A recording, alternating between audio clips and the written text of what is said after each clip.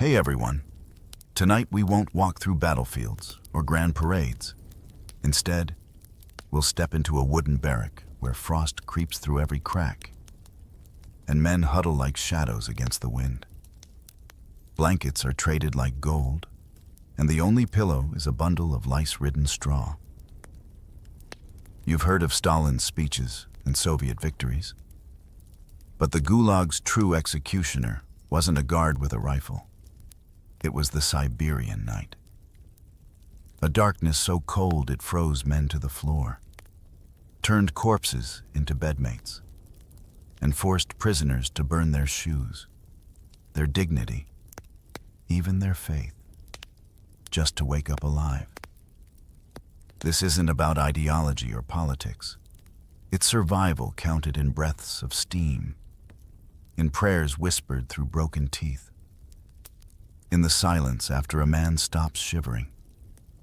If history's raw truths intrigue you, hit like and subscribe, and tell me, where are you listening from? And what's the harshest night you've ever faced now? Close your eyes. Let's step into the frozen nightmare of the Gulag. You feel the train slow, metallic groan as it finally grinds to a halt, a jarring symphony of iron and ice that rattles through your very bones. The air within the crowded car, thin and stale, offers no comfort, only the lingering scent of fear and damp wool. Then, with a harsh, unyielding hiss, the heavy doors slide open, and it isn't merely air that rushes in. It's a physical entity, a brutal, unseen force that slams into your chest. The temperature, a staggering 40 degrees Fahrenheit, rips through your threadbare clothing as if it were nothing more than a thin, delicate veil. Your breath, a precious part of you, instantly crystallizes into a cloud of frozen agony, stinging your nostrils and burning your lungs with each frantic gasp. As you step onto the platform, the frozen ground bites through your worn shoes, and the vast, indifferent landscape of Siberia stretches before you. An endless canvas of white under a sky the color of bruised plums. You watch, your eyes wide with a quiet, terrible dread. As others falter, their legs giving way beneath them. They don't simply fall. They seem to crumple, their bodies hitting the packed snow with an unsettling finality. Their lives, you realize with a jolt that sends a shiver colder than the wind through your spine, are extinguished not by a bullet, but by the insidious, silent grasp of this Siberian night. Death arrives, swift and merciless, before they even take a single step into the camp. The guards, their faces obscured by shadows and swirling frost, offer no pity. Their voices, though muffled by the howling wind, carry a chilling, guttural promise that cuts through the din tonight. The frost will decide who survives. You see figures, distinct in the swirling snow, being dragged away, their limp forms tied to posts at the edges of the encampment. They are left there, grotesque, immobile experiments to see how long a human body can endure this impossible cold. A whisper, laced with dark, cynical humor, floats on the wind, that the death reports will simply read, "Cause, no coat." It's not a sentence of years, you begin to understand, but a sentence of hours, perhaps even mere minutes. You try to clench your fingers, but they feel like blocks of ice, unresponsive and alien. The cold seeps not just into your skin, but into your very hopes, turning them brittle and fragile, threatening to snap with the slightest movement. The quiet thought surfaces, insistent and terrifying, if the very first night can claim so many. What will become of you by morning? You stand there, a solitary speck against the immense, crushing indifference of this frozen world. The icy breath of winter already claiming its first silent victims. And you wonder, with a terrible, sinking certainty, if you, too, are next. Destined to become just another casualty in this brutal, chilling introduction to the Gulag. The command is a barked word, sharp and fragmented by the wind, urging you forward, pushing you towards a cluster of low-slung, dark shapes in the deepening twilight. These are the barracks, you realize. The promised shelter from the relentless assault of the open air. But as you draw nearer, the illusion of refuge dissolves. They are not sturdy structures, but crude, wooden huts, hastily thrown together from rough-hewn timbers. Every seam, every joint, every plank seems to be riddled with wide-open cracks, gaping wounds through which the relentless, frigid wind whistles and moans, carrying with it fine particles of snow that dance like cruel sprites. It is as if the builders meant to invite the cold in, rather than keep it out. You step inside, and the sudden shift in the air is palpable. A thick, suffocating blanket that presses down on you. It is a strange amalgamation of odors that immediately assaults your senses, the earthy scent of straw, damp and rotting, the acrid tang of unwashed bodies and sweat, a faint, metallic hint of old blood, and the unmistakable, stomach-churning stench of human feces. This, you realize with a slow, creeping horror, is the Gulag perfume, a sickening signature of this place, clinging to every surface, saturating the very air you breathe. It clings to your clothes, to your hair, and you know, with a chilling certainty, that it will cling to your memory long after this night is over. Your eyes adjust to the dimness, revealing rows upon rows of triple bunks, stacked precariously high against the walls. They are not merely crowded, they are crammed. 7 or 8 bodies sardined onto each narrow, wooden shelf. Some are barely distinguishable in the gloom, mere lumps under threadbare rags. Others are tragically clear, still forms, unmoving, eyes vacant, left on the bunks until the morning's grim tally. You are told by the hushed whispers of the veterans, their voices hollowed by countless nights, that these corpses will remain there, silent bedfellows, until the first pale light of dawn allows them to be dragged to a designated corner, awaiting the frozen ground. A guard, passing by, lets out a harsh, rasping chuckle, his words cutting through the heavy air. Why complain? You've got human central heating, don't you? The cynicism stings, a bitter pill to swallow in the face of such raw desperation. Shalamov's words, echoing from some forgotten corner of a memoir, drift into your mind, though you can't quite recall reading them. A bunk was not for sleep, but for waiting your turn to die. You search for a place, any place, on these tiered wooden shelves, knowing that in this barracks, a bed is not a haven for rest, but merely a temporary holding cell, a collective coffin where the lines between the living and the departed blur in the suffocating darkness. And as you try to find a sliver of space, you wonder, with a growing sense of dread, when your turn to lie still will come.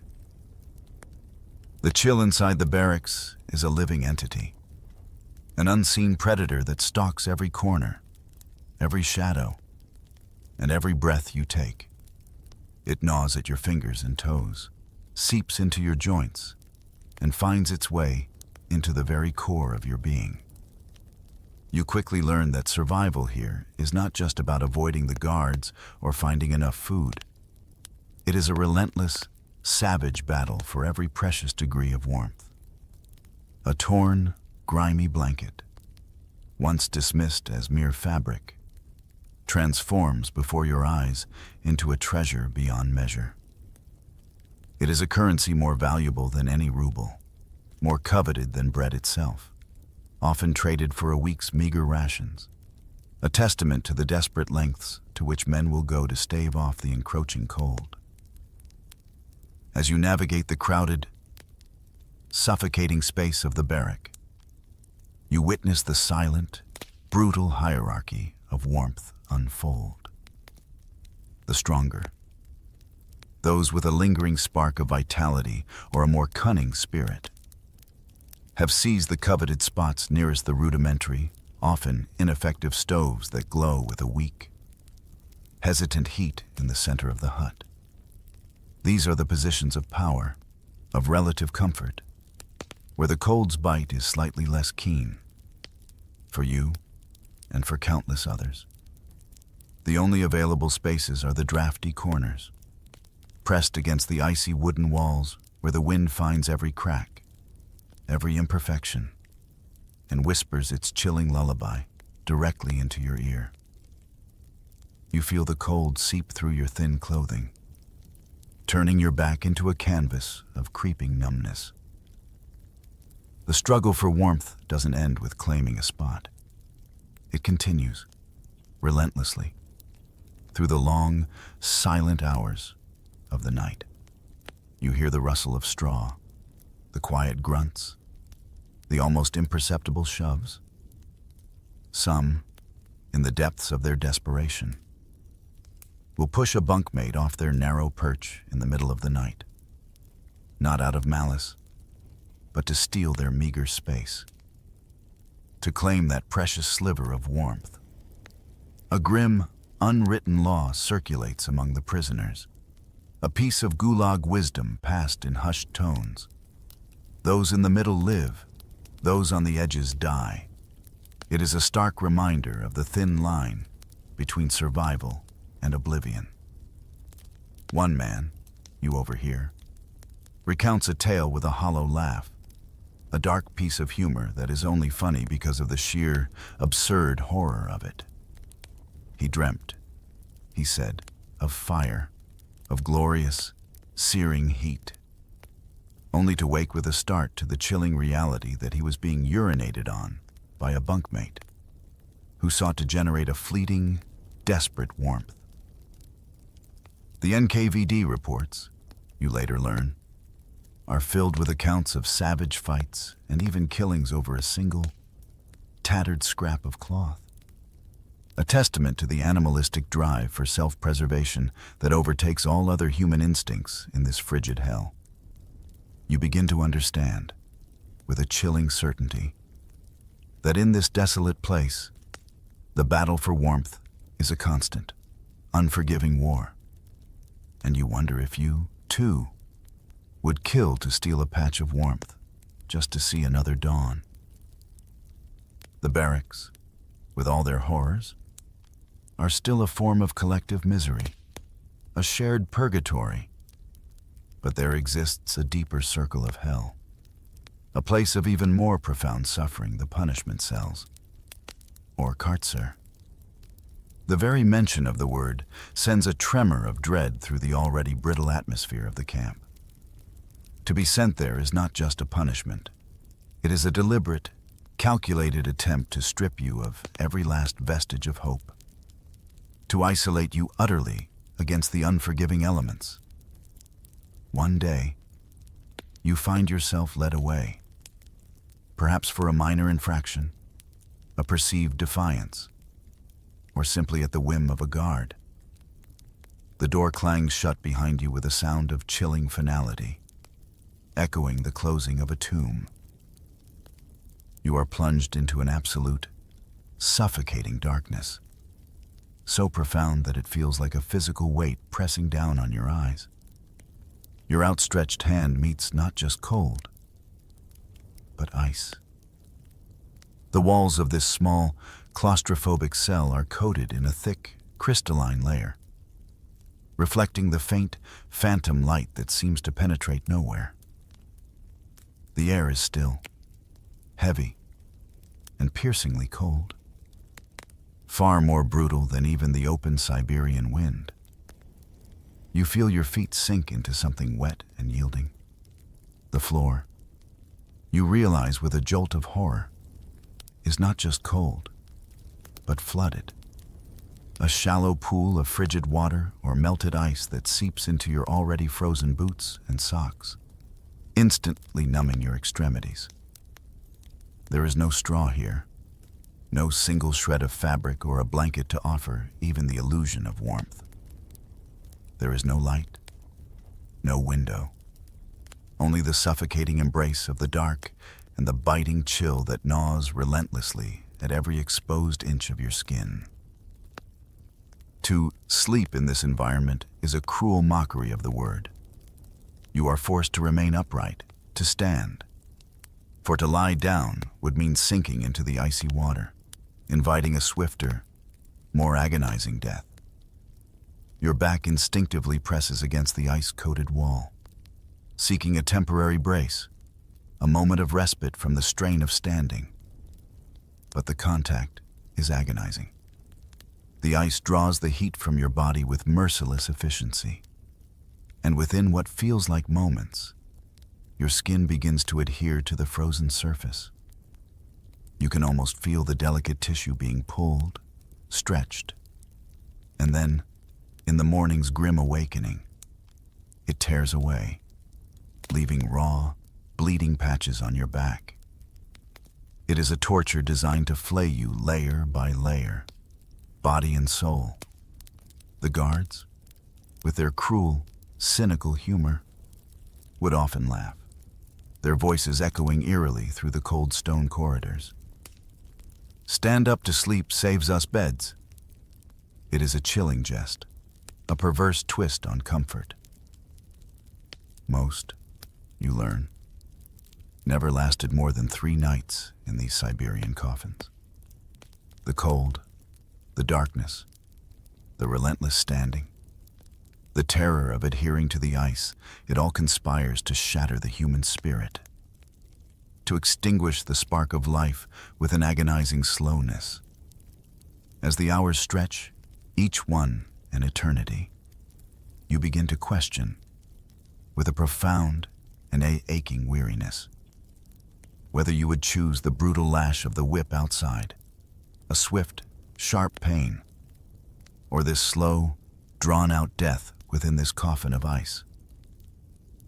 The cold inside the barracks is an unrelenting siege, a pervasive force that permeates every fiber of your being. You huddle, drawing your knees to your chest, trying to make your body as small as possible, to conserve the meager warmth you still possess. But the cold still finds its way in, seeping through your threadbare clothing, chilling you to the bone. It is in these moments of utter desperation, when the thin veil between life and death feels almost transparent, that you witness, and eventually participate in, the most profound and unsettling acts of survival. You lie on your bunk, a sliver of wood shared with too many others, the cold pressing in on all sides. Beside you, or perhaps above or below, is a body that has gone still. There is no breathing, no shivering, no restless shifting. The warmth has left them, replaced by the deep, terrifying chill of true stillness. In the Gulag, the dead are not immediately removed. They remain in their bunks, silent witnesses to the continued struggle of the living, for hours, sometimes until morning light. And it is then that you realize a terrible, pragmatic truth: the dead, in their final moments, still possess a faint, lingering warmth, a ghostly echo of life. The instinct to survive overrides all other sensibilities. You find yourself pressing closer, inch by agonizing inch, against the stiffening form of a corpse. You feel the initial shock of its coldness, a deeper chill than the ambient air. But beneath that, a fragile, almost imperceptible warmth remains. It is the last vestige of the body's heat, a fleeting gift from the recently departed, and you cling to it as if it were the most precious commodity in the world. You are not alone in this grim act. Others around you do the same, their movements slow and deliberate, their faces etched with a mixture of despair and an animalistic will to live. Some, you observe with a quiet ache in your chest, cling to their dead friends, whispering hushed words into the cold air. They pretend, with a heartbreaking tenderness, that their comrade is still alive, still listening, still breathing. It is a desperate act of remembrance, a final solace, but also a practical one. These frozen bodies become makeshift windbreaks, shields against the biting drafts that seep through the cracks in the walls. They are a silent, unmoving barrier, absorbing the first onslaught of the Siberian night, offering a tiny, crucial reprieve to the living. A dark, unsettling humor pervades even these moments of deepest despair. You hear the hushed, almost cynical whispers. He's the perfect bunkmate. He doesn't snore, just cold. It is a morbid joke, a way to cope with the unbearable reality. One memoir, perhaps by Shalamov, echoes in the back of your mind, "I survived only because I held my friend's corpse all night." In the Gulag, you come to understand. Death becomes a perverse ally, a silent partner in the dance of survival. You close your eyes against the encroaching darkness, not knowing if the person pressed against you still breathes, or if their final, chilling embrace is the only thing keeping you from becoming another still, silent form in the frozen night. There are layers of punishment, each more insidious and soul-crushing than the last. Beyond the crowded barracks and the brutal isolation cells, there exists a method of systematic eradication that is as simple as it is terrifying: forced sleep directly on the snow. It is a sentence without words, a game of roulette where the odds are impossibly stacked against you, and the house always wins. One night, for a perceived transgression, perhaps you moved too slowly, spoke out of turn, or simply drew the attention of a particularly cruel guard, you are thrust outside the barracks. The air is sharper here, cleaner, yet infinitely more hostile. The wind whips around you, biting at your exposed skin, stealing your breath. Below you, the ground is an unbroken expanse of pristine, unforgiving snow, stretching into an endless, starless void. This is your bed for the night, a cruel, mocking parody of rest. You are not alone in this grim sentence. Other figures, hunched and shivering, dot the snowy landscape, each a solitary island of suffering. The cold that radiates from the snow beneath you is unlike any you have felt before. It is not just the cold of the air, it is a primal, sucking force that seems to drain the very life from your body through your feet, through your back, through every point of contact with the icy ground. It feels as if the earth itself is conspiring against you, actively drawing your warmth into its frozen depths, faster and more efficiently than the air ever could. A desperate, almost primal instinct takes over. You witness others, and perhaps you too attempt it.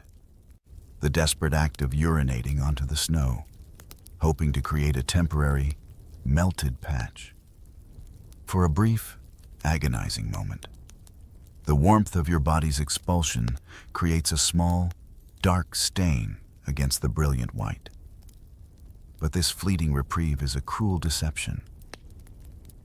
The water quickly freezes, binding you to the ground, cementing your fate.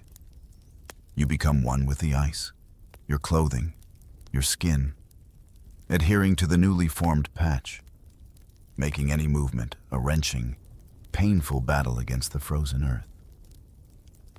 By morning, if you are lucky enough to still retain a flicker of consciousness, the scene is one of surreal horror. The guards move among the still forms, not with shovels to clear snow, but to pry what they grimly refer to as meat boards off the ice. The bodies are rigid, frozen solid in contorted positions, their faces often reflecting the silent scream of their final moments. The dark humor of the guards echoes through the icy air, their voices devoid of true mirth, only a chilling indifference. Free stone bed for everyone. It is a stark pronouncement of your worth, or lack thereof, in this brutal world. One night, just one single night, on the bare, unforgiving ground is a death sentence, a guaranteed pathway to oblivion. As you lie there, feeling the life slowly draining from your limbs, you wonder how many more hours you could possibly last on the naked snow, before you too become a silent, frozen statue in this desolate landscape. In the brutal, soul-numbing cold of the Gulag, warmth is not just a comfort, it is the most precious commodity, a lifeline that promises another sunrise. Yet, any open flame within the wooden barracks is strictly forbidden, a direct challenge to the guard's authority, punishable by an instant, brutal beating, or something far worse. The very thought of a flickering ember ignites a desperate longing within you, a primal yearning for the gentle caress of heat against your frost-bitten skin. The nights stretch into an eternity of shivering and silent suffering. The cold seeps into your very bones, and your muscles ache with a relentless, deep chill. It is during these hours, shrouded in pervasive darkness, that the forbidden act of seeking fire takes on an almost sacred significance. Whispers circulate, hushed tales of desperate ingenuity. You see men, their faces etched with a mixture of fear and determination, carefully, stealthily, smuggling tiny embers in tin cans, their hands shaking not just from cold, but from the immense risk. Each spark is a rebellious act, a defiant gesture against the all-encompassing tyranny of the cold. The air inside the barrack is thick with the scent of straw, sweat, and despair. Adding another odor, even a faint one, is a dangerous gamble. A wisp of smoke, a telltale sign of combustion, can betray your presence, drawing the swift and brutal attention of the guards. Detection means not only a beating, but potentially the loss of the precious, life-sustaining ember, and perhaps even the lives of those sharing the precious secret. Yet, the desperation for warmth drives men to extraordinary, and often disgusting, lengths. You witness and participate in the grim ritual of burning anything that might ignite, anything that might offer a fleeting spark of heat. They burn dung, dried and compacted, its foul stench filling the already fetid air. A smell so pervasive it becomes the new eau de Gulag, the grim scent of burning excrement, a dark humor for the darkest times. They burn fragments of wood, stolen from the forest during labor. They burn shoes, their precious, worn leather disintegrating into acrid smoke, leaving prisoners barefoot in the unforgiving cold. A trade of one agony for another. Some, in their utter desperation, even cut and burn strands of their own hair.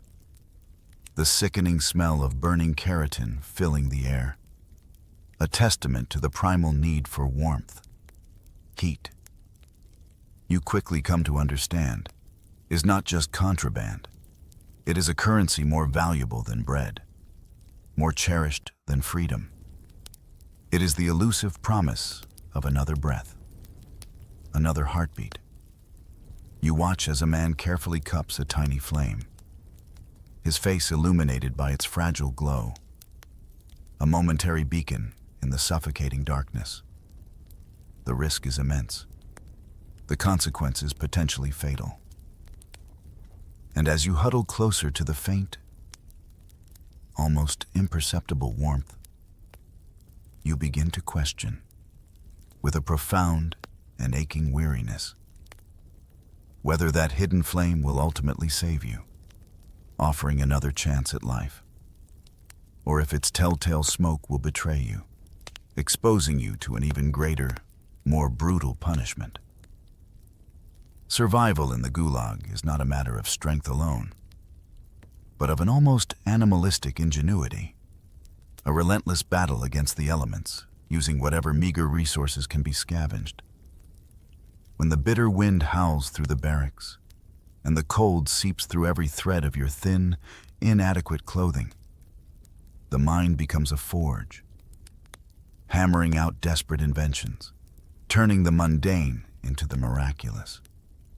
Your eyes, once accustomed to seeing objects for their intended purpose, now scan the desolate landscape for any discarded item, any scrap that might offer a sliver of protection. Newspapers, pilfered from official communiques or forgotten personal effects, are no longer just pages bearing printed words. They become a vital layer of insulation. You watch as prisoners, their fingers stiff with cold, carefully tear them into strips, crumpling them and stuffing them inside their coats, shirts, and trousers. The rustle of paper beneath their clothes becomes a familiar, almost comforting sound, a fragile barrier against the encroaching chill. Bark, stripped from fallen trees during work details, is similarly pressed into service, its rough, fibrous texture offering a slightly better defense. Straw, the ubiquitous, lice-ridden bedding of the barracks, becomes another versatile material. It is stuffed into every available crevice, every loose seam in clothing, forming a crude but effective padding that traps a thin layer of air, a tiny pocket of warmth. You learn to appreciate the subtle weight it adds, the faint scratchiness against your skin, knowing it is a small price to pay for a moment of thermal reprieve. Women, even amidst their own profound suffering, find ways to express an enduring strength and creativity. You observe them, their hands moving with practiced, if trembling, dexterity, unraveling precious scarves, perhaps a last remnant from their former lives, to carefully re-knit the yarn into socks. These socks, though rough and imperfect, offer a crucial layer of protection for their feet, battling against the insidious cold that constantly threatens frostbite and amputation. It is a quiet act of defiance, a small assertion of humanity in a place designed to strip it away. The struggle against the cold drives innovation to its very limits. You hear whispers of men who, with astonishing resourcefulness, construct makeshift stoves from discarded tin cans, carefully punching holes for ventilation, creating miniature furnaces. In these tiny contraptions, they burn anything flammable: straw, dung, and most tragically, the soles of their own shoes. The acrid smoke filling the air with a bitter testament to their will to survive. The dark humor of the guards offers another cynical jab. Winter coats, courtesy of Pravda, they'd sneer, referring to the newspaper insulation. But for you, and for countless others, creativity becomes the last, most vital weapon against the relentless march of death. As you feel the cold once again seep into your bones, you reflect, with a quiet desperation, what precious thing you would burn, what essential piece of yourself you would sacrifice, just to last one more night. The snow, a ubiquitous and relentless presence in the Siberian landscape, is a paradox in the Gulag. It is both the enemy, the relentless source of the killing cold, and, in moments of extreme desperation, a strange, ambivalent ally. For some, it offers a fleeting, dangerous promise of survival, a chance to escape the biting wind and the drafty barracks, even if that escape means burying yourself alive. You witness, with a mix of awe and chilling apprehension, the ancient wisdom of the indigenous Siberian natives being resurrected by the prisoners. Men, driven to the absolute edge of endurance, begin to dig, their frost-bitten fingers, numb and clumsy, claw at the packed snow, hollowing out small, coffin-like caves. These snow caves, or igloos in a rudimentary sense, are an attempt to leverage the insulating properties of snow itself, to create a temporary shelter, a pocket of stillness against the furious wind. To crawl into one of these cramped, icy chambers is to enter a world of suffocating stillness. The air inside is remarkably calmer, a few precious degrees warmer than the gale outside. But the act of finding rest within it is fraught with peril. One wrong movement in your sleep, a shift of your head against the powdery ceiling, can cause the fragile structure to collapse, turning your sanctuary into a grave. The terror of suffocation, of being buried alive beneath a suffocating blanket of cold snow, is a constant, gnawing fear, a chilling counterpoint to the relief of escaping the wind. Even when not used as a direct shelter, the snow plays a grim, practical role. Corpses, those silent companions of the Gulag, are sometimes moved and covered with snow. They become makeshift windbreaks, their frozen forms providing a temporary, unyielding barrier against the biting gusts that threaten to steal the last vestiges of warmth from the living. It is a macabre collaboration between the dead and the dying, a final, chilling act of utility. The stories circulate among the prisoners how the snow saved some, offering a brief, precious reprieve from the elements, allowing them to endure just a little longer. But just as frequently, it swallowed many more, their shallow graves becoming indistinguishable from the endless white expanse. The dark humor, ever present, offers a morbid jest, sleep in snow, wake up as a snowman. It is a stark reminder that even in this place, humor finds a way to exist, albeit in its most twisted form. You begin to understand that survival in this desolate world demands a perverse embrace of your very enemy. You must use the snow, adapt to it, even as it constantly threatens to claim you. As the desperate chill once again settles deep within your bones, you contemplate the terrifying prospect. Would you bury yourself alive in the snow, risking suffocation, just to survive one more night against the relentless, murderous grip of the Siberian winter? The rhythm of the Gulag is a relentless, brutal cycle designed to break the body and spirit. Each dawn brings forth the same agonizing reality: 16 hours of forced labor. Grueling, back-breaking work in temperatures that defy human endurance. You chop wood, dig frozen earth, haul heavy loads, your muscles screaming in protest, your breath coming in ragged, painful gasps. The body, pushed beyond its limits, responds in predictable ways. But the mind, too, begins to fray under the constant strain of exertion and the pervasive cold. As the sun begins its slow, hesitant descent, casting long, bruised shadows across the snow-covered landscape, your body reaches a point of absolute, profound exhaustion. Your limbs feel like lead. Your head swims with a dizzying fatigue, and your eyelids grow heavy, almost impossible to keep open. When the meager rations are finally consumed, and the command to return to the barracks is given, a powerful, almost irresistible urge for sleep takes hold. Men, utterly depleted, collapse instantly, their bodies giving out before they can even reach the dubious comfort of their bunks.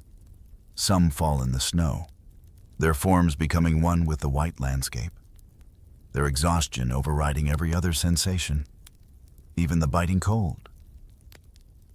The choice, you realize, is a cruel one, a paradox that gnaws at your will to live. Stop moving, you freeze. Move, you starve.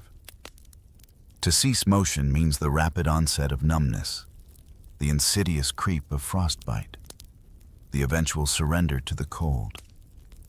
But to move, to continue working, demands energy that your body simply does not possess, energy that can only be fueled by the barely there rations, leading to a slower but equally inevitable starvation.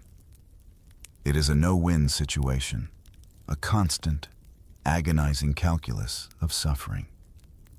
You watch, with a quiet horror, as the camp awakens each morning.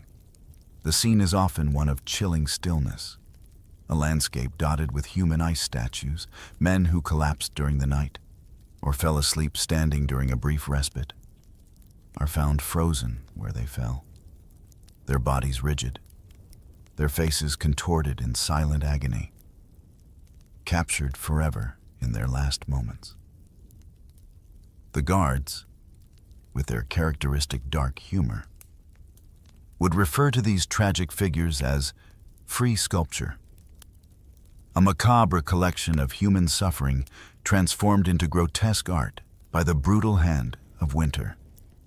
In this place, the lines between sleep and death become indistinguishable. Sleep, that most natural and restorative of human needs, is transformed into a perilous gamble, a moment of profound vulnerability where the body might simply cease to function, surrendering to the cold. The exhaustion is so deep, so absolute, that it feels like a heavy blanket, pulling you down into an abyss from which there might be no return. As your own eyes grow heavy and the world begins to blur, you reflect on the ultimate question of this frozen existence, which kills faster. In this desolate, unforgiving land, the gnawing, relentless pangs of hunger, or the insidious, silent embrace of the cold. The brutal reality of the Gulag does not discriminate by gender. Yet for women, the suffering is compounded by an additional layer of terror and degradation. The piercing cold that gnaws at everyone's bones is their constant companion. But it is accompanied by the chilling specter of sexual violence, a pervasive threat that hangs heavy in the frigid air, stealing away any semblance of peace. You observe the women's barracks, a space that, while equally dilapidated and cold as the men's, holds a different kind of tension. To survive the night, they instinctively form groups, pressing their backs against each other. This isn't just a desperate attempt to share and conserve their meager body heat. It is a vital strategy of defense, a fragile wall against the omnipresent danger that lurks in the shadows. Not just from the elements, but from the men, both guards and sometimes even fellow prisoners. The collective warmth of bodies, however fleeting, also offers a psychological barrier, a sense of solidarity against the encroaching darkness and the myriad threats it holds. Blankets, those precious scraps of coarse fabric, become more than mere protection from the cold. They become a currency in a horrifying exchange. You hear the hushed, desperate whispers, the stories of women bartering their bodies with guards for a moment of warmth, a shred of a blanket, a chance at an extra spoonful of gruel. The vulnerability is profound, the choices unimaginable, and the cost to their dignity immeasurable. It is a brutal illustration of how desperation can twist morality, forcing women into unimaginable compromises just to cling to the fragile thread of life. The plight of pregnant women is particularly harrowing. You see them, their swollen bellies a poignant symbol of life amidst so much death, forced to lie directly on the icy floors of the barracks. There is no special provision, no concession for their delicate state. The cold seeps into them, threatening both mother and unborn child.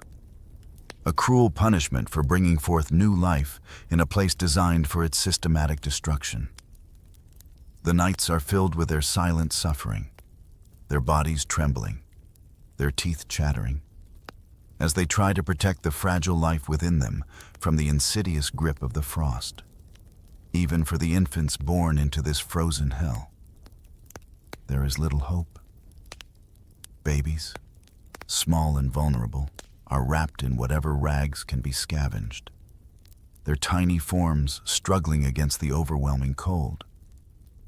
But the very rags meant to protect them often become a source of unintentional harm, suffocating them overnight. Their cries silenced by the desperate attempts to keep them warm.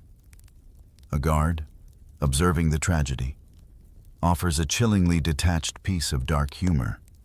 Even infants had to learn the Gulag's sleep.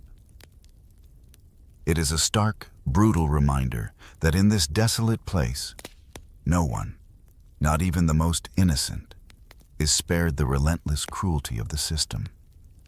As you witness these heartbreaking scenes, you are forced to confront a terrible question in the Gulag. Who or what was deadlier? The predatory nature of men, or the silent, unrelenting executioner that was the frost?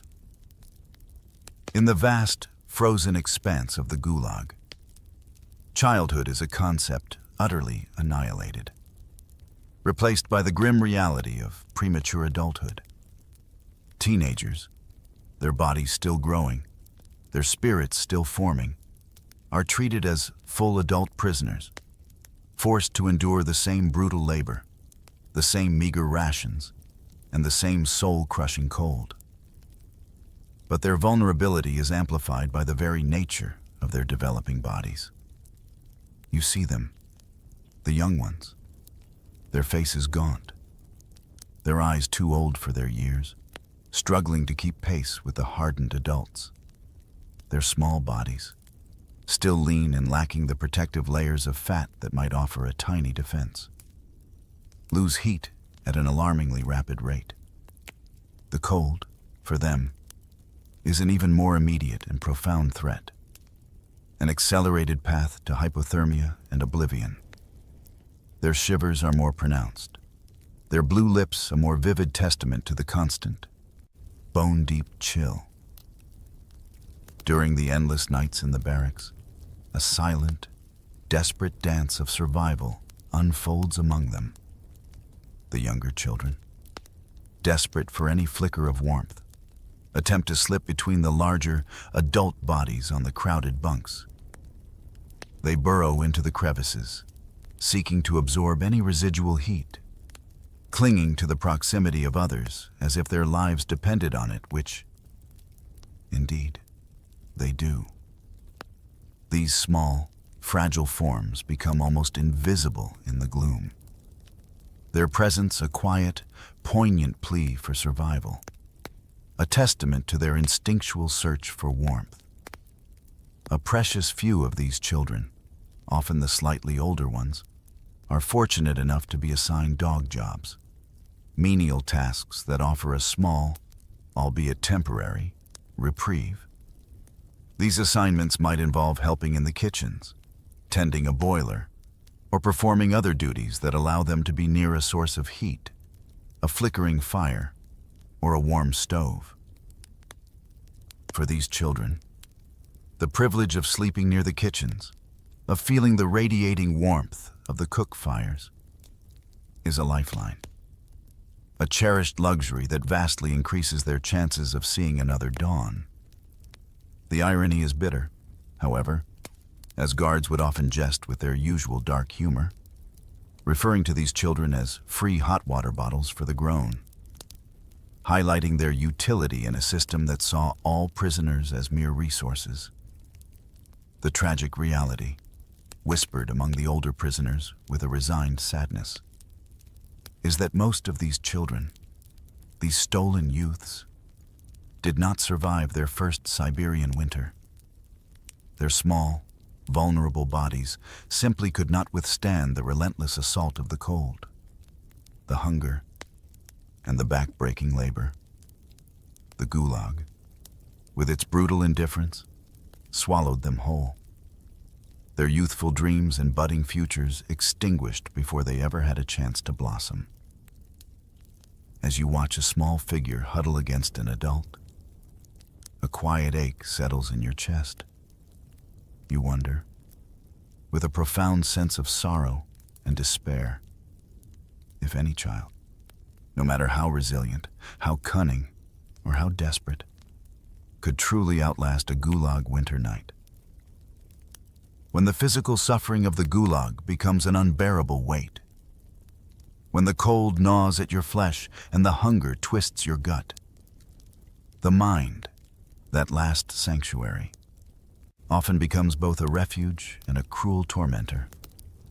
As you finally drift into the fitful, exhausted sleep that occasionally graces the barracks, your consciousness, perhaps in a desperate act of self-preservation, retreats into the realm of dreams. In these dreamscapes, the brutal reality of the Gulag dissolves, replaced by vivid, almost painfully real images of a life long lost. You dream of home, of the familiar warmth of your own bed, of soft blankets and the comforting scent of wood smoke from a hearth. You taste the imaginary flavors of bread, fresh and abundant, perhaps even a full, hearty meal with rich, savory meats. Sensations that are almost agonizing in their clarity compared to the constant gnawing of an empty stomach. You see the faces of your family, their smiles warm and welcoming, their voices clear and loving. A stark contrast to the hollowed eyes and grim silence that surrounds you in your waking hours. These dreams are a temporary escape, a fleeting return to a world of comfort and love that feels impossibly distant. But then, with a jolt that rips you from this fragile peace, you wake. The softness of the dream bed evaporates, replaced by the harsh, scratchy reality of a lice-ridden straw mattress, if you are lucky enough to have one. The comforting smells of home are brutally supplanted by the pervasive stench of sweat, blood, and filth. The warmth of your loved ones is replaced by the biting, relentless chill of the Siberian night. The contrast is so stark, so utterly cruel, that it feels like a second, sharper blow. You hear the quiet cries around you, the muffled sobs of men who have shared similar dreams, only to wake to the same crushing reality. Some, their minds pushed to the brink of madness, cry out in a low, despairing voice. Dreams are crueler than reality. For the brief moments of sleep, hope had flickered, only to be brutally extinguished upon awakening, leaving behind an even deeper despair than before. In a fragile act of defiance against the crushing weight of the present, prisoners sometimes whisper lullabies to themselves or to the dark, forgotten corners of the barracks. They recite fragments of poetry, remembered from a gentler time, their voices barely audible above the wind's mournful sigh. These are small, precious attempts to hold on to a shred of humanity, to soothe the tormented mind before it plunges back into the brutal awareness of their surroundings. The dark humor, ever present, twists even these moments of solace. Dream of meat. Wake up with lice, It's a cynical joke, a way to acknowledge the bitter irony of their existence. The mind, you realize, becomes the last refuge, a place where freedom can still be imagined, even if that freedom is shattered with each brutal awakening. And as you try to drift back into the fragile embrace of sleep, you wonder what's left of a person when even your own dreams betray you, becoming an instrument of torment rather than solace. The punishment cells of the Gulag, known as the karcer, are a terrifying echo, a recurring nightmare of isolation and extreme suffering. They are more than just cells. They are meticulously crafted instruments of slow, agonizing death. True Siberian coffins designed to break the will and extinguish the life force of any who dare to defy or simply incur the wrath of their captors. You find yourself, or perhaps you observe others, dragged into this abyss, the heavy door clanging shut with an almost theatrical finality, sealing you in a world of absolute sensory deprivation. The darkness within is suffocating, a palpable presence that presses against your eyes, erasing all distinction between up and down, near and far. It is a darkness so profound that it feels as if light itself has been permanently banished from this tiny, frigid space. Your outstretched hands meet walls that are not merely cold, but utterly sheathed in a thick, shimmering layer of ice. A frozen skin that sucks the warmth from your fingertips on contact. The floor beneath your worn, inadequate boots is a cruel surprise. It is not dry, not even merely frozen earth, but slick with water, or a thin film of ice-cold slush. There is no bedding, no straw, no blanket, not even a single, tattered rag to offer the slightest buffer against the biting cold. The air, heavy and stagnant, carries the unmistakable, metallic tang of ice and the faint, unsettling scent of human despair. There is no fire here, no ember, no flickering flame to offer even a whisper of comfort. It is a place utterly devoid of any source of warmth. A vacuum designed to accelerate hypothermia. In this horrifying environment, inmates rarely lasted beyond 3 nights. Each hour stretches into an eternity, a slow-motion descent into numbness and oblivion. The cold is so absolute that it feels as if it is not just external, but internal, freezing your very blood, stiffening your muscles, and clouding your thoughts. In a desperate, heartbreaking attempt to leave some trace of their existence, some prisoners, you hear, would scratch fragments of poems, names, or dates into the ice-coated walls with their fingernails. Tiny, ephemeral etchings that would soon be covered by new layers of frost. These are the silent, heartbreaking cries for recognition, for remembrance, in a place where individuality is ruthlessly erased. The guards, with their characteristic, chillingly detached humor, would refer to these cells as Siberian yoga, a grotesque mockery of bodily discipline in a place where bodies were systematically destroyed. Most who entered these frozen cells never came out alive, their lives extinguished by the relentless cold, the suffocating darkness, and the profound isolation. As the memory of these cells presses in on you, you are forced to confront the agonizing choice once more. Would you take the brutal, physical whip outside, its pain sharp and swift? Or would you willingly enter the slow, silent embrace of the coffin of ice inside, awaiting a lingering, frigid demise? In the Gulag, every human need is distorted, every comfort commodified, and every instinct for survival reduced to a brutal transaction.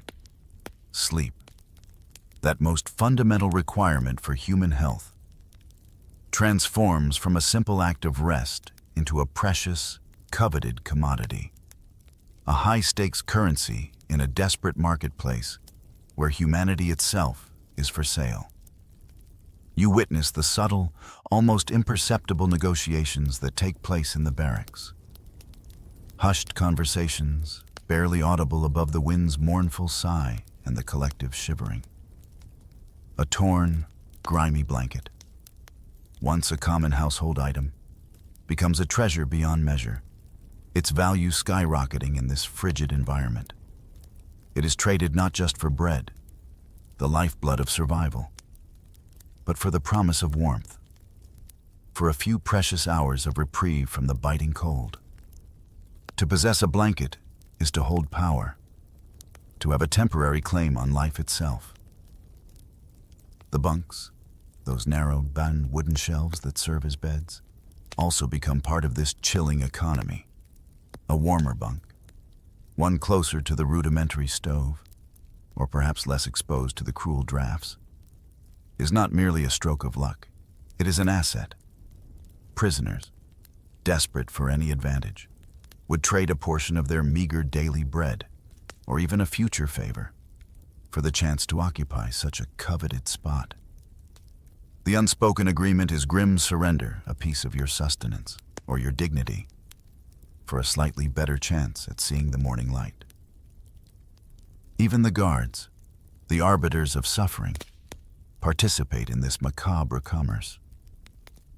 You hear the whispers, the rumors of guards selling scraps of rags, fragments of cloth that in any other world would be dismissed as garbage for gold teeth.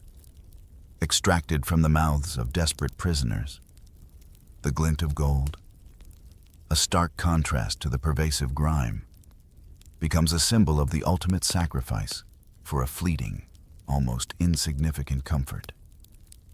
It is a chilling testament to the utter devaluation of human life, where a tooth is worth more than a man's last shred of dignity. Among the prisoners themselves, a harsh hierarchy emerges, a brutal system of taxation. The strong, those with a lingering physical might or a more cunning ruthlessness, often exploited the weak.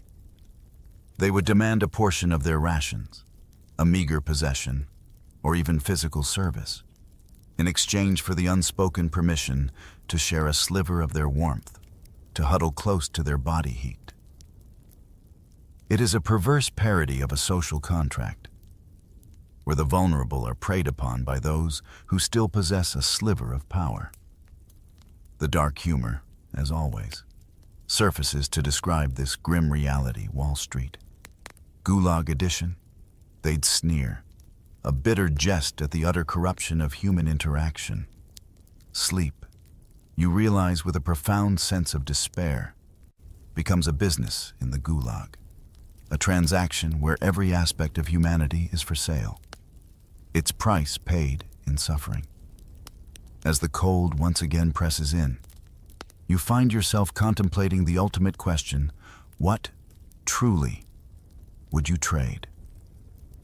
What precious part of yourself would you relinquish for just one more night alive? In the face of relentless physical torment, spiritual and emotional fortitude becomes as vital as physical endurance. When the body is ravaged by cold and hunger, and the mind teeters on the brink of despair, for many, faith emerges as a quiet, powerful force, a fragile but potent shield against the encroaching darkness. As the long, while terrifying nights descend upon the barracks, a profound stillness often settles over the huddled forms, before succumbing to the restless, fitful sleep. You observe, and sometimes join, the quiet rituals of devotion. Prisoners, their faces etched with the lines of suffering, bow their heads in silent prayer. The words are not spoken aloud, for fear of retribution, but are whispered internally, or mouthed with barely perceptible movements of the lips. These are not grand, communal prayers of a church, but intensely personal appeals, murmured requests for strength, for endurance, for a fleeting moment of peace in the heart of hell. Hidden carefully beneath the lice-ridden straw, tucked away in the deepest recesses of their meager belongings. Small wooden crosses or other religious artifacts often lie concealed. These are more than mere symbols. They are tangible links to a world of belief, a reminder of a higher power that, even in this godless place, might still offer solace. The feel of the rough wood against their skin, or the faint outline of the cross beneath their palm, offers a quiet reassurance, a grounding presence in a universe that has gone completely mad. For many, faith provides the ultimate reason to wake each morning, a flicker of purpose that transcends the immediate, overwhelming suffering. It is the belief that beyond this temporary, agonizing existence, there lies a different kind of eternity, a hope for redemption, for peace, for reunion. This spiritual anchor, however tenuous, keeps the spark of life from being completely extinguished, offering a quiet defiance against the system's attempts to annihilate every aspect of human dignity. You hear the soft, almost inaudible murmurs of Scripture, whispered in freezing breaths, fragments of familiar verses that resonate with promises of hope and strength. These words, remembered from a distant life, become a form of silent lullaby, a spiritual balm in the face of absolute despair. The dark humor, ever present even in moments of quiet reverence, might offer a cynical twist. God warms the soul, but not the feet. It is a stark acknowledgement of the physical reality, yet it also highlights the profound truth that faith, in its own way, offers a different kind of warmth, one that no guard can steal, no cold can penetrate. Belief, you come to understand, becomes a metaphorical blanket, wrapping the soul in a layer of resilience that defies the brutal realities of the Gulag. And as you feel the pervasive, bone-chilling cold, you wonder if faith, that intangible essence of hope, could truly keep your heart warm even at 40 degrees Fahrenheit, or if it too would eventually succumb to the relentless grip of the Siberian night. In the profound silence of the Gulag night, broken only by the howl of the wind and the soft shivers of hundreds of desperate men, human connection and the enduring power of culture find a way to manifest. When conversation is dangerous and hope feels like a fleeting dream, songs, poems, and stories become a fragile, yet potent defiance against the suffocating despair. You lie in the darkness, the cold seeping into your every joint, when a faint sound begins to emerge from the huddled forms around you. It starts as a low, almost imperceptible hum, then deepens into a soft, melodic murmur. Prisoners, their voices thin from hunger and suffering, begin to sing folk songs, familiar melodies from their homelands, often sung under their breath, or with a quiet, collective hum. These are not loud, joyous anthems, but mournful, reflective tunes that carry the weight of memory, of loss, and of a longing for a life that seems impossibly distant. Each note is a thread, weaving together the disparate souls into a momentary tapestry of shared humanity. Beyond the songs, you hear the hushed recitation of poems, fragments of verses remembered from school or from beloved books, their words whispered into the frigid air. And then there are the stories, narratives spun from memory, from imagination, or from the dark realities of their imprisonment. A single tale, told with careful pacing and soft intonation, could captivate 50 men, holding their frayed sanity intact, transporting them, however briefly, beyond the confines of the barrack walls until sleep finally claims them. These are acts of communal solace, a fragile attempt to keep the mind engaged, to remind each other of a world where beauty and narrative still existed. The guards, ever vigilant, are quick to punish any noise, any sound that disrupts the oppressive silence they seek to enforce. The crack of a whip, a shouted command, or a brutal beating is the swift consequence for any perceived infraction. Yet, despite the terrifying risk, the voices still rise, softly, defiantly. They are not shouts of rebellion, but quiet murmurs of endurance, a testament to the unquenchable human spirit. The collective breath of the singing men, their shared sighs and hums, becomes a rhythm, a gentle, almost hypnotic lullaby that offers a fleeting sense of security in an insecure world. The dark humor of the Gulag, never far, finds a way to describe even these moments of fragile artistry. The Gulag choir teeth chattering in harmony, they jest, acknowledging the grim reality beneath the melodic sounds. But for those enduring the night, these songs and stories are more than just noise. They are a vital, fragile piece of culture, a beacon of light in a frozen hell. They are a reminder that even when bodies are broken and spirits are crushed, the human capacity for art, for connection, for shared experience, can still find a way to breathe. As you listen, your own cold, tired body finding a strange, momentary comfort in the shared sound. You wonder, with a profound sense of awe, if music, in its purest, most desperate form, could truly save the soul while the body slowly, relentlessly froze. The barracks, with its layers of suffering, often present a scene of macabre intimacy. In this world where survival clings to the barest thread, the presence of death is not a rare occurrence, but a nightly ritual.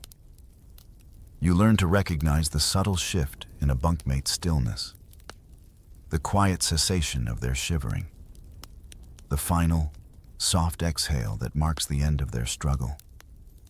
Yet, even in death, these bodies still serve a purpose for the living.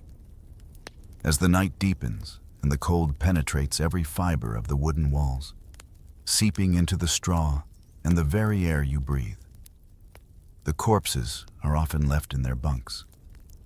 To move them would require precious energy, and their removal is a task reserved for the grim efficiency of the morning light. You lie there, your body trembling uncontrollably, feeling the insidious chill creeping into your extremities. And a terrible, pragmatic realization dawns upon you. The body beside you, though still and cold, still retains a faint echo of warmth, a last, lingering residue of the life that once resided within. The instinct to survive overrides all revulsion, all fear. You find yourself pressing closer, your shivering body seeking any shred of heat, any barrier against the merciless frost. You press against the stiffening form of your deceased bunkmate, drawing what little warmth remains, your skin making contact with theirs, a chilling yet life-saving embrace. It is an act born of utter desperation, a grim dance with oblivion, where the dead inadvertently become an ally, offering their final, chilling gift to the living. Sometimes, the act is more than just pragmatic. You witness men clinging to these lifeless forms, not just for warmth, but for something else entirely. Perhaps it is a desperate attempt to hold on to a shred of companionship, a final refusal to let go of a comrade who, just hours before, was breathing, shivering, and suffering alongside them. It is a heartbreaking sight, a poignant demonstration of human connection in the face of absolute despair, where the lines between the living and the dead blur into a single, tragic tableau. By morning, when the guards finally make their rounds, the scene is often one of stark horror. They drag out both the dead and, sometimes, the living who are still clinging to them, so deeply entwined that they are almost indistinguishable. The dark humor of the guards offers another cynical jab. The quietest roommate you'll ever have. They'd sneer, their voices devoid of any true mirth. Death, you come to understand with a sickening certainty, becomes not just an end, but a bedfellow, an intimate presence in the relentless struggle for survival. As you close your eyes, your body aching with cold and exhaustion, you cannot help but wonder, with a profound and chilling dread, if your bunkmate still breathes, or if their silence is merely a prelude to your own eventual, frozen slumber. For those who miraculously survived the unforgiving nightmare of the Gulag, the struggle did not end when they finally walked free from the gates. The Gulag, with its bone-chilling cold and soul-crushing despair, never truly left those who left it. Its horrors burrowed deep into the mind and body, leaving behind invisible scars that continued to torment them long after the physical chains were removed. You hear the accounts, the hushed confessions of survivors, of how they could never truly sleep in warmth again. The comfort of a soft bed, a heated room, became a source of profound discomfort, even terror. Drenched in sweat, they would wake with a start, their bodies shaking, their minds replaying the familiar terrors of the barracks. The warmth, once so desperately sought, now triggered a primal fear, a reawakening of the ingrained trauma. Nightmares became a constant companion, relentless and vivid. The piercing howl of the Siberian wind, the rustle of lice-ridden straw, the incessant itching on their skin, the frozen screams of comrades, the desperate, silent pleas for warmth. These were the nightly specters that haunted their minds. Sleep, rather than offering rest, became another battlefield, a relentless replay of the horrors they had endured. PTSD, though not named as such then, manifested in its cruelest forms, debilitating insomnia, sudden panic attacks triggered by a drop in temperature or a sudden draft, and night terrors that left them screaming into the empty darkness of their newfound freedom. The physical marks, too, lingered. The lice, those ubiquitous parasites that infested every living thing in the Gulag, left behind permanent scars on their skin, small, raised bumps, discolored patches, and the faint, unsettling sensation of phantom crawling would remain for life, a constant, tangible reminder of the dehumanizing conditions they had survived. These were not just physical blemishes. They were badges of a suffering so profound that it seeped into the very fabric of their being. The dark humor, once a coping mechanism, also evolved. You hear survivors speak with a wry, hollow laugh. Even free men still hear their teeth chatter. It is a stark acknowledgement that the cold, the hunger, the fear, the very essence of the Gulag, had become an indelible part of their internal landscape. The echoes of the Gulag night, the profound, unyielding cold, and the constant threat of death, never truly faded. They resonated within the survivors, a quiet but persistent thrum beneath the surface of their new lives. They understood, with a deep, aching certainty, that while their bodies might have escaped, their minds, their very souls, carried the indelible imprint of that frozen nightmare. And as you consider their lingering pain, you wonder, with a quiet sense of dread, if anyone, truly, could ever escape the Gulag nights, or if their ghosts would forever walk beside them.